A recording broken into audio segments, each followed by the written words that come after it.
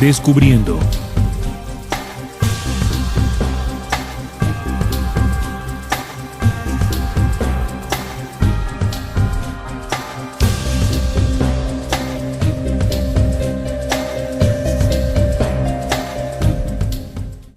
Hola amigos, bienvenidos a Descubriendo, con la certeza en la búsqueda de la verdad. La vida de Jesús selló de manera indiscutible la historia de esta humanidad. Tanto es así que hasta la manera de contar el tiempo se partió en dos, antes de Cristo y después de Cristo. Fueron tan poderosas las enseñanzas de Jesús que no solamente fueron palabras vacías o palabras huecas, sino que fueron acompañadas de acciones palpables, tangibles, que sin duda dejaron grabado en la mente y el espíritu de aquellas personas en aquel entonces tal sabiduría. Pero no solamente en aquel entonces, sino también en la humanidad actual. Y así como la vida de Jesús nos dejó tanto por aprender, su muerte y posterior resurrección terminó de completar de manera fantástica todo el mensaje de esperanza y transformación para toda la humanidad. Muerte que ha sido cuestionada bajo necias formas de creencia, de falsa fe, de mitos y religiones. Estas religiones que nos enseñaron que el Padre Altísimo envió a Jesús a la tierra como un sacrificio para perdonar nuestros pecados. Muerte por demás inhumana, desde todo punto de vista, un crimen. Pero preguntémonos, ¿quiénes fueron los causantes del crimen contra Jesús? Busquemos entonces las evidencias en el documento bíblico y podremos responder a estas preguntas. La primera que tenemos que hacernos es, ¿quiénes fueron los que tomaron preso a Jesús? Veamos. Juan 18:3. Soldados y guardias de los jefes de los sacerdotes y de los fariseos llevaban antorchas, lámparas y armas. Notamos bien entonces que no fue el Imperio Romano, no fueron los soldados romanos los que fueron a buscar a Jesús. Los que tomaron preso a Jesús fueron la guardia del Sanedrín, del sacerdocio judío. Este procedimiento además fue ilegal porque se realizó en horas nocturnas. Esto era prohibido por la misma ley judía.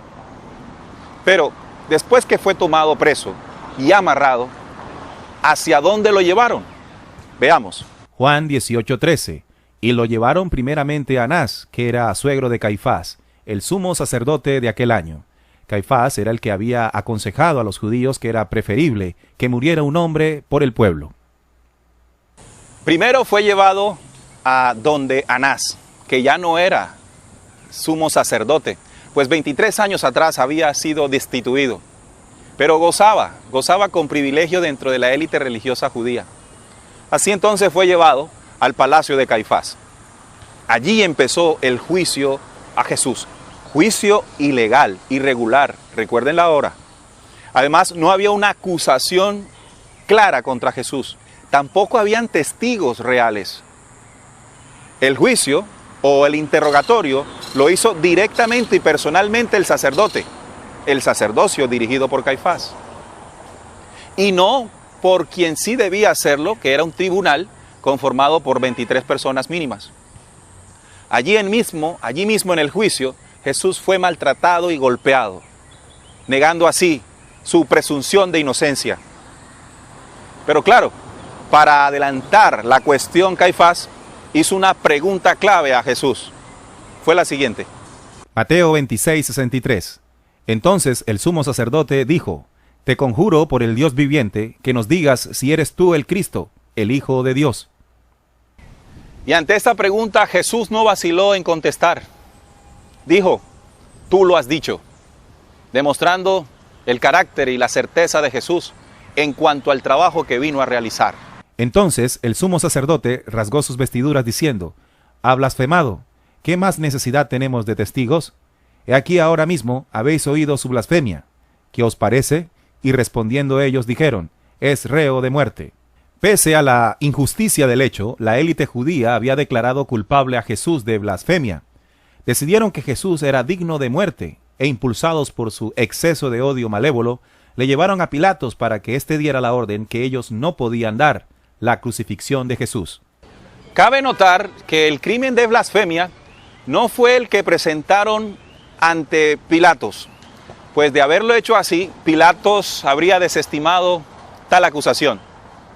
Así que los acusadores del Sanedrín no dudaron en cambiar el crimen o la acusación a el de alta traición.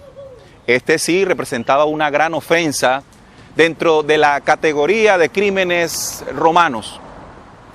Pero ya Jesús, frente a Pilatos, este último le preguntó lo siguiente. Pilato le preguntó a Jesús: ¿eres tú el rey de los judíos? Jesús le contestó: ¿dices tú esto por ti mismo o te lo han dicho otros de mí? Mi reino no es de este mundo.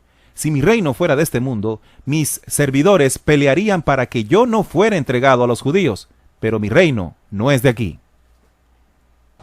La respuesta de Jesús fue muy clara para Herodes. Esto le permitió comprender que Jesús no representaba ninguna amenaza para las instituciones romanas. Recuerden que la respuesta de Jesús fue: mi reino no es de este mundo. Así entonces, Pilatos, para zafarse de la responsabilidad en este asunto y confirmando que Jesús era Galileo, dijo que lo enviaran a donde Herodes, que era el gobernador vasallo de esta provincia, que se encontraba en Jerusalén en aquellos días. Pero cuando Jesús se presenta donde Herodes, Herodes lo desprecia y no encuentra en él nada por lo cual condenarlo.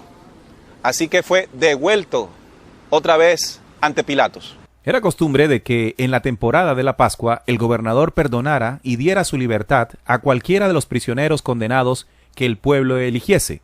Por tanto, les preguntó: ¿a quién queréis que os suelte? ¿A Barrabás o a Jesús, llamado el Cristo? Parece que hubo un espacio de tiempo entre la pregunta de Pilatos y la respuesta del pueblo. Tiempo que aprovecharon los ancianos y sacerdotes del templo de la religión judía para dispersarse entre la gente e invitarla a que dijeran Barrabás. Así que cuando Pilatos preguntó nuevamente: ¿a quién quieren que soltéis?, la turba respondió: Barrabás. Pilatos, sorprendido, les preguntó: ¿qué haré pues con Jesús, que llaman el Cristo? A lo que todos respondieron: sea crucificado. Pilato les volvió a preguntar: ¿qué mal ha hecho este? Y volvieron a gritar aún más fuerte: que sea crucificado. Previendo un alboroto entre el pueblo, si persistía en defender a Cristo, pidió agua y se lavó las manos delante de la multitud, acto simbólico con que desconoció toda responsabilidad y el cual todos entendieron, declarando a la vez: inocente soy yo de la sangre de este justo, allá vosotros. Siguió entonces el terrible grito con que el pueblo judío decretó su propia condenación: su sangre sea sobre nosotros y sobre nuestros hijos. Así, amigos, la historia nos muestra el doloroso testimonio del cumplimiento literal de tan macabra petición de los judíos. Así entonces Pilatos soltó a Barrabás y entregó a Jesús a que fuese latigado, iniciando de esta manera la parte final del crimen contra Jesús. En las siguientes citas podemos comprender cómo los judíos buscaron desesperadamente la muerte de Jesús. Nosotros tenemos una ley, y según nuestra ley debe morir, porque se hizo a sí mismo hijo de Dios. Si a éste suelta, no eres amigo de César. Todo el que se hace rey, a César se opone. He aquí vuestro rey, dijo Pilato, pero los judíos contestaron con gritos amenazantes y siniestros: ¡fuera, fuera, crucifícale! Dijo Pilatos: a vuestro rey he de crucificar. Y los principales sacerdotes gritaron en alta voz: no tenemos más rey que César. Así Pilatos entonces dudó, vaciló, titubeó y terminó dando el consentimiento para la muerte de Jesús, el Cristo. Así es cuando entonces comprendemos las palabras que Jesús le dijo a este, cuando dijo: por tanto, el que ante ti me ha entregado, mayor pecado tiene. Nos podemos dar cuenta entonces que el Imperio Romano, en representación de Pilatos, también fue cómplice junto con el sacerdocio judío del crimen contra Jesús. Pero ¿por qué los judíos tan decididamente buscaron la muerte de Jesús a pesar de las obras justas que éste en más de una oportunidad demostró? Muy sencillo, en la antigua ley de Moisés, entregada por Yahvé, Jehová, tetragramatón a se encuentra un versículo donde se le dan instrucciones claras y contundentes si apareciera un personaje con las características de Jesús. Veamos. Deuteronomio 1:1. Cuando se levantare en medio de ti profeta o soñador de sueños, y te anunciare señal o prodigios, y si se cumpliere la señal o prodigio que él te anunció, diciendo, vamos en pos de dioses ajenos, que no conociste, y sirvámosle. No darás oído a las palabras de tal profeta, ni a tal soñador de sueños, porque Jehová vuestro Dios os está probando, para saber si amáis a Jehová vuestro Dios con todo vuestro corazón, y con toda vuestra alma. En pos de Jehová vuestro Dios andaréis, a él temeréis, guardaréis sus mandamientos, y escucharéis su voz, a él serviréis, y a él seguiréis.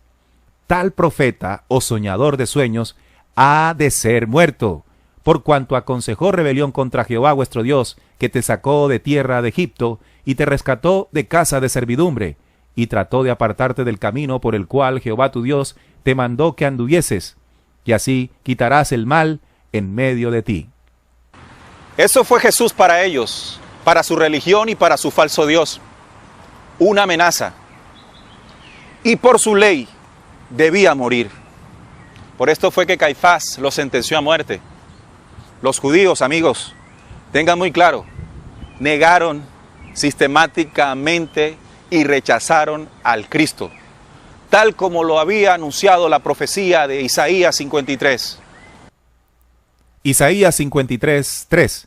Despreciado y desechado entre los hombres, varón de dolores, experimentado en quebranto, y como que escondimos de él el rostro, fue menospreciado y no lo estimamos. Y lo rechazaron porque no eran de él. No era ningún pueblo elegido del verdadero Dios y Padre de Jesús. Tal como nos enseña la cita Juan 10:25-27. He dicho y no creéis. Las obras que yo hago en nombre de mi Padre, ellas dan testimonio de mí. Pero vosotros no creéis, porque no sois de mis ovejas. Como os he dicho, mis ovejas oyen mi voz, y yo las conozco, y me siguen. זה על ישו, מי זה ישו במבט Jesus Christ במבט היהודית? ישו? כן. הוא נוצרי, הוא לא קשור אלינו בכלל. אוקיי, אז למה הוא לא המשיח? כי הוא לא קשור אלינו, אנחנו מאמינים בתורה, יש לנו את התורה שהיא ההוכחה שלנו. מה? יהודי שהתנצר והלך לנצרות. כן. שיחק בדיוק, חי בסרט רציני שהוא הולך על המים. היה מעשן הרבה. הוא האמין בצלב, הוא האמין בצלב. אנחנו יש לנו את המגן דוד, יש לנו את אלוהים שבשמיים, אנחנו מאמינים בתורה שאלוהים נתן לנו בהר סיני. זהו. אנחנו לא מאמינים בישו, ישו בכלל לא קשור אלינו, אין לנו קשר לישו. יש לנו את התורה שממנה אנחנו מאמינים, חוקים, הכל יש בתורה. Labradores malvados que mataron a Jesús para robar la heredad de esta humanidad. Aquellos edificadores que desecharon la piedra, piedra que hoy viene a ser piedra angular, piedra que destruirá la mentira y la maldad. Pero ustedes se estarán preguntando, Jesús, o por qué Jesús en Juan 4:22 dijo, porque la salvación viene de los judíos. Tengamos en cuenta que también Jesús nos advirtió sobre unos usurpadores. Veamos. Apocalipsis 3:9. He aquí, yo entrego de la sinagoga de Satanás a los que se dicen ser judíos y no lo son, sino que mienten. Judíos, los hijos de Dios. La salvación viene de los verdaderos hijos de Dios, no de ninguna raza, tampoco de ninguna religión. Viene de los verdaderos adoradores en espíritu y en verdad. Aquellos que puedan reflejar la luz del Evangelio. Aquellos, amigos, que son los bienaventurados, los limpios y puros de corazón, los que pudieron comer de la carne, ese conocimiento, enseñanza y parábola descifrada de Jesús, que se transforma y se aplica como pensamientos y emociones puras. Los que son capaces de tomar la sangre crística, esa esencia, esa herencia que se encuentra viva como el serviluz dentro del nucleótido de cada célula del hombre terrestre. En ellos sí se vive la salvación. Debemos romper esa falsa creencia que nos acuñaron fuertemente las religiones, al decirnos simplemente que por la muerte de Jesús nuestros pecados son perdonados. La resurrección de Cristo guarda en cada símbolo la oportunidad que tenemos cada uno de nosotros de hacer y realizar nuestra verdadera transformación y mutación interior. Ese momento simbólico pero muy poderoso en el que Jesús, saliendo del sepulcro, se presentó a sus discípulos con cuerpo luminoso. Ese mismo cuerpo luminoso que vamos a alcanzar cada uno de nosotros en la medida que salgamos de la cueva oscura del error. Recuerden que Apocalipsis 5 nos impulsa y nos llama a esa transformación cuando dice: el Cordero que fue inmolado es digno de abrir el libro y desatar sus sellos. Cordero que nos enseñaron que era Jesús, pero si lo analizamos muy bien, el Cordero es el hombre terrestre, ese que ha sido inmolado detrás de cada mentira y manipulación perpetradas por los seres y entidades extraterrenas que estipularon sus falsos cultos y religiones, que hasta el sol de hoy, que hasta el día de hoy, no nos permiten tomar el verdadero mensaje del Cristo y aplicarlo en nuestra vida cotidiana. Así, amigos, los invito a nuestro próximo Descubriendo, con la certeza en la búsqueda de la verdad.